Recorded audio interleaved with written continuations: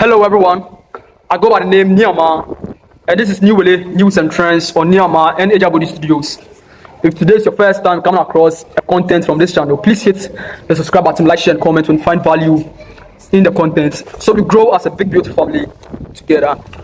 On today's episode, we are going to do a reaction to a video by Mr. Cyrus Annan of Tuntum Network about Ghana leading the initiative or agenda of asking the West and the rest of the world, the UN, to acknowledge and recognize that the transatlantic slave trade is one of the gravest crimes to ever happen in human history, and asking for reparations. Right? So join me, let's watch the video and react to the video. Ghana's government has taken on a responsibility in Africa to be the lead country at the United Nations to demand for the recognition of the transatlantic slave trade as one of the gravest crimes ever committed in human history. The story of slave trade in Africa has to be told properly, or else we shouldn't even tell it. Do you know when? Most of the stories of this continent, most of our stories are not told properly and are not told by us. We leave it to foreigners and other people to tell our stories for whatever reasons. I think there is a big opportunity that we people of Africa, we people of this continent need to capitalize on in telling our own stories. And this is some of those reasons. One, so we tell it as it is, so we are able to tell our stories as it is. And two, it helps us find our identity as a people on this continent, right? Because it brings depth in our history. It helps us know our history, right? Our past, our present, and where we want to go with our future, right? Because there's this saying, this popular saying that the best predictor of future behavior is past behavior. So when we are able to tell our own stories and know our own history and our own stories properly, we don't repeat past mistakes. We don't repeat mistakes that has happened in the past, right? So it helps us find our own identity. It helps us cherish and know and acknowledge and recognize our own identity as a people of this continent. And I also think it brings income and some kind of wealth and money and to the continent, in the sense that people want to know our history, people want to know our stories, and they are willing to pay for it. Already, people are already paying for our stories, right? When we go to our schools, in the educational sector, then we tell these stories in our schools and stuff. People for sure will come, foreigners for sure from all over the world will come to Africa, to our schools, to learn about our history and our stories. And I also think this is where the music industry and the movie industry and other industries comes to play too, in the sense that they produce and package our stories and sell them as products in their line of business, and they make income and make money from it. Yet we sat here in Africa for the foreigners or the Westerners to tell our story. Specifically is the Black Panther story. Everything about the Black Panther movie is of Africa's origin, but we sat here and allowed the Westerners to tell it how they want it to look like and to sound like. Same as the Lion King animated movie too. It's our story, right? So I think the need for us to tell our own stories is very significant and very important to us as a people and members of this continent. Let's continue. When Arabs actually started trading for slaves in Africa, I wonder why every time you hear of Africa and slavery and history of slavery, you only hear about the transatlantic slave trade. Why does everybody skip the Arabs' slave trade in Africa? Why? The colon. For my research, the Arab slave trade, if you haven't heard of it before, it lasted way before the transatlantic slave trade came to be in Africa. It lasted for a millennium, I think, because I think it started from the 7th century And the transatlantic slave trade started in the 15th century. So the Arab slave trade, no, like Aceh. Let's continue. So Cyrus asking why we skip that part of history, no? Like, yeah, there's a need for us to ask that. Sir, why do we skip that part of our history and just focus on the transatlantic slave trade when it comes to the slavery and the colonization and that conversation? Why do we skip the Arab thing? Let's continue. White man did us evil for nearly 400 years. It is true. But the Arab slavers, for more than 1,000 years, didn't even give our forefathers the chance to live on.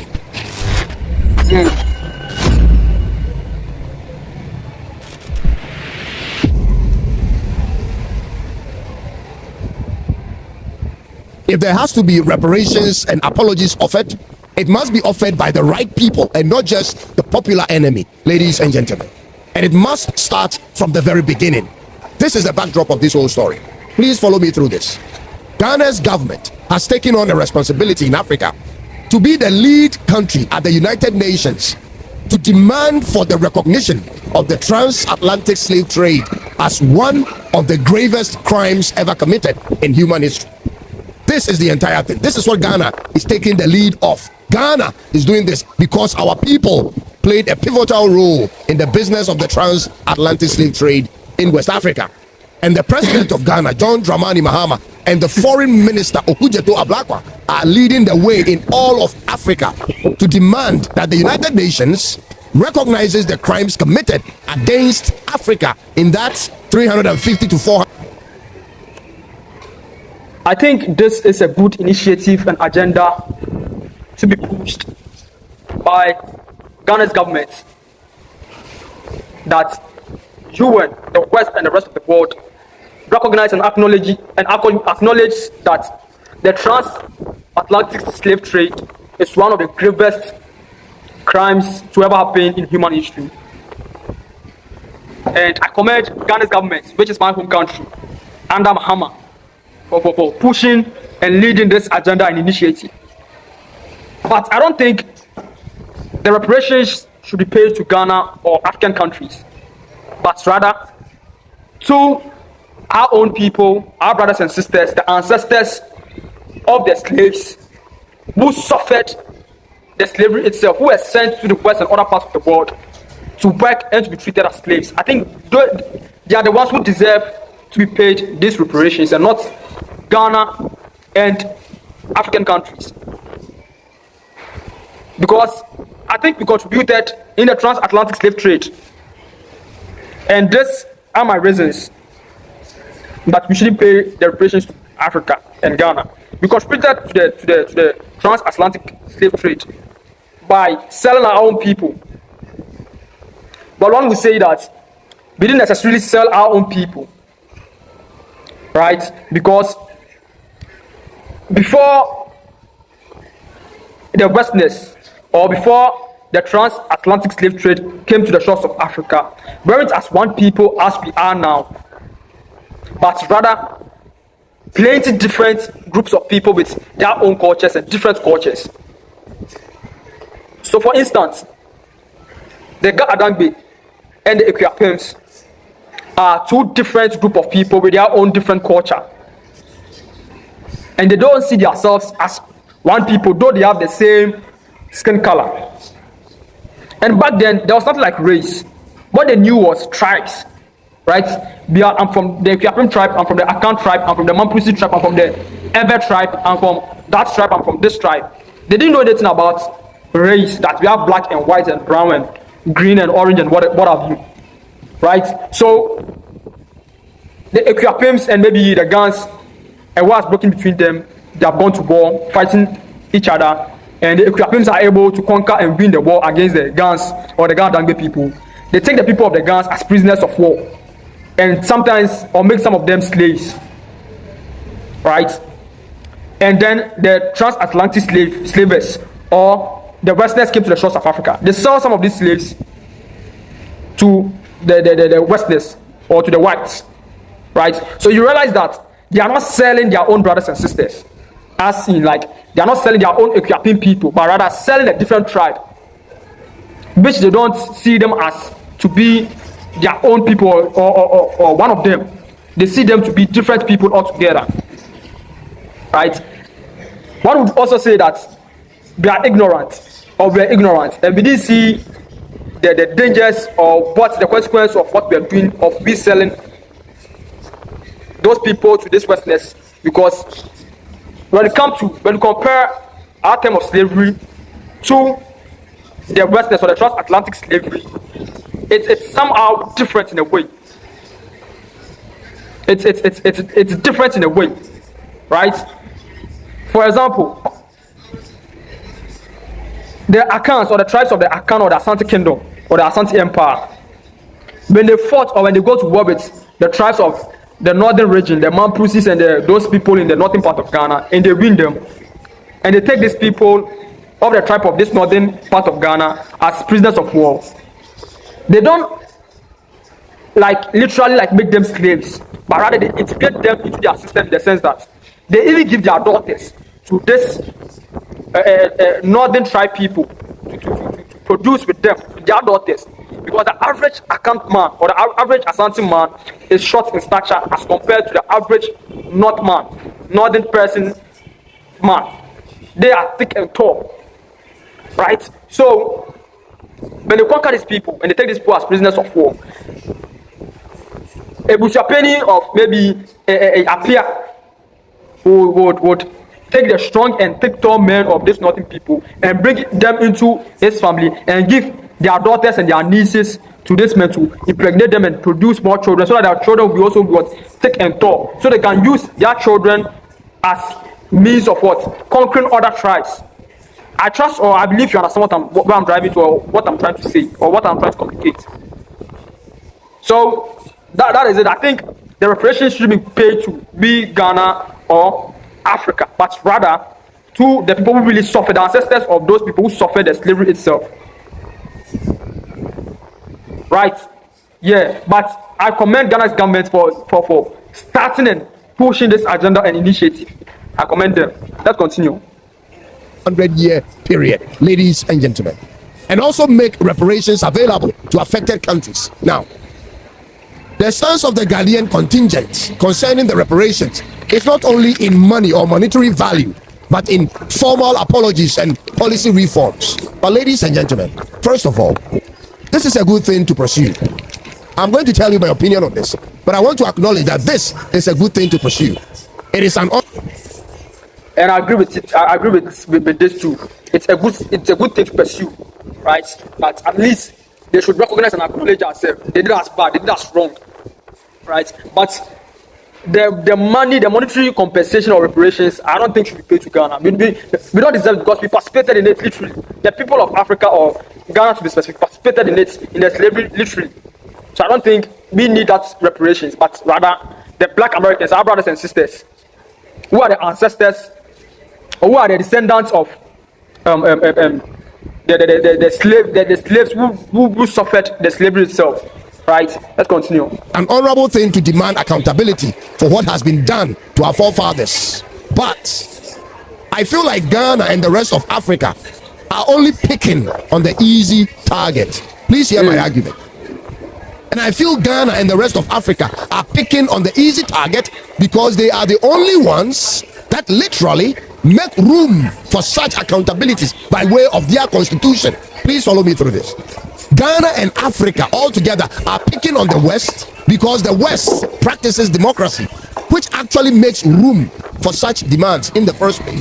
But I know that that's not the entire truth. Ladies and gentlemen, here are the facts. History tells us that the white man's first voyage to Africa happened in the 15th century to sub-Saharan Africa. 15th century. Pay attention to every detail I'm going to provide in this video. And please do me a favor. Please fact check me on this. Okay. The white man's ships first docked in sub-Saharan Africa in modern day South Africa in the 15th century. Modern day South Africa. All the way in the 15th century. In that century, that was around 1444, the first slave ship was recorded to have left modern day Nigeria to Europe. This ship belonged to the Portuguese people, ladies and gentlemen. By the 16th century, Spain had joined in the trade, and England joined in the 17th century. But, ladies and gentlemen, this is where the truth is. Before all these happened, the Arabs in today's Middle East were trading for black slaves. Did you know this? Do you know when Arabs actually started trading for slaves in Africa? I wonder why every time you hear of Africa and slavery and history of slavery, you only hear about the transatlantic slave trade. Why does everybody skip the Arabs slave trade in Africa? Why? Arabs, for your information, Arab slave trade in Africa began centuries before the transatlantic slave trade even thought of happening. It began all the way back in the 7th century. 7th, I said. It went on for 1,200 years before it finally ended somewhere in the 1990s. Before the white man's ship first came to Africa, Muslim caliphates had made their journey to Africa, to East Africa, Central Africa, North Africa, and across the Sahara to trade for slaves. Ladies and gentlemen, why are people leaving this history out? It was either they came. So I also don't understand why Africa is leaving that part of history out, like, or leaving that history, whole Arab slave trade out of our history. I don't get it. I don't know why we are skipping that. But for Ghana, I'm talking on behalf of Ghana and Ghana's government. I don't think we were, or our people, or modern day Ghana, the people in modern day Ghana back then were part of the slavers, or the part of the slaves who were involved in the Arab slave trade, right? So I think for Ghana, we can't speak for something we weren't involved in, right? We can't push for or lead for reparations or the acknowledgement and the recognition that it's one of the gravest crimes to ever happen in human history, right? For something we didn't participate or we weren't involved in. But when it comes to Africa in general, I think I agree with Mr. Cyrus. Why are we leaving that part of history? Why are we leaving out that part of history? On a conquest, or they came to buy strong men to use for their conquests. Ladies and gentlemen, the Rashidun Caliphate, the Umayyad Caliphate. So, Mr. Cyrus just confirmed this. So, slavery was already happening in Africa, right? But normally what happens is, when we conquer you and we take prisoners of war, we use those men. We don't make them as slaves, but rather use them to help us in conquest, in conquering other tribes, right? Let me hammer on this by giving this example. Like, I've already given the example, but let me still hammer on it. For example, say I can for any maybe a man pussy for a contopa, right? Maybe I can for the man pussy for so.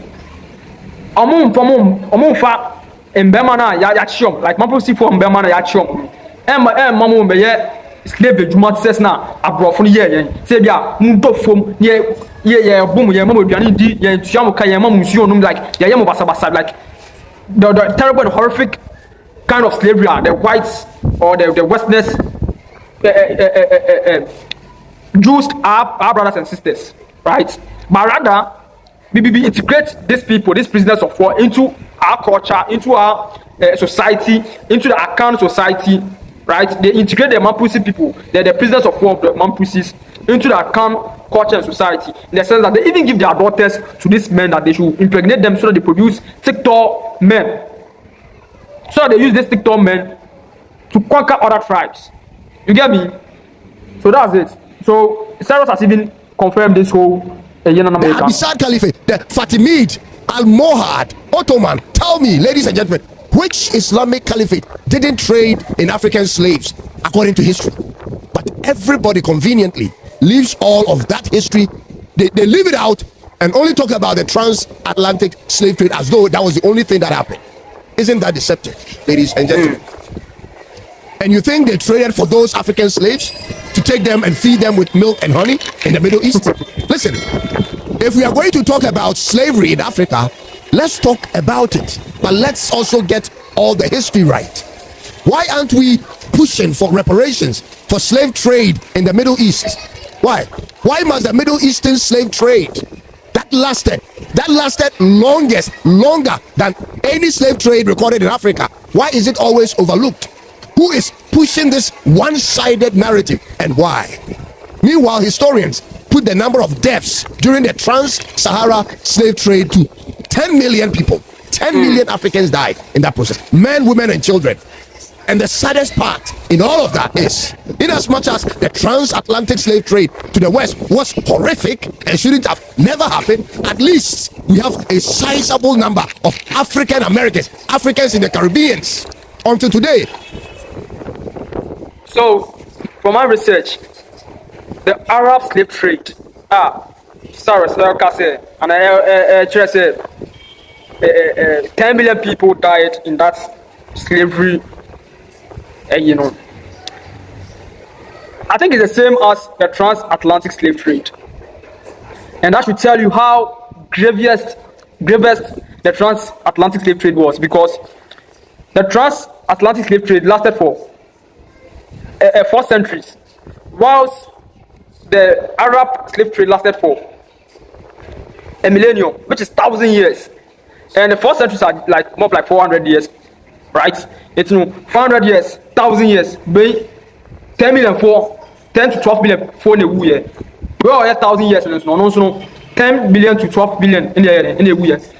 Though historians are saying that they getting the history right from the Arab slave trade is more of like a challenge, because they are not getting the information, the accurate information board, because you get me, like back then it wasn't recorded like those birds so that's it. So you should know that the gravity of the transatlantic slave trade as compared to the Arab slave trade, because remember they lasted for 1,000 years and this guy's own lasted for just 400 years, but total number of people who died, it's almost the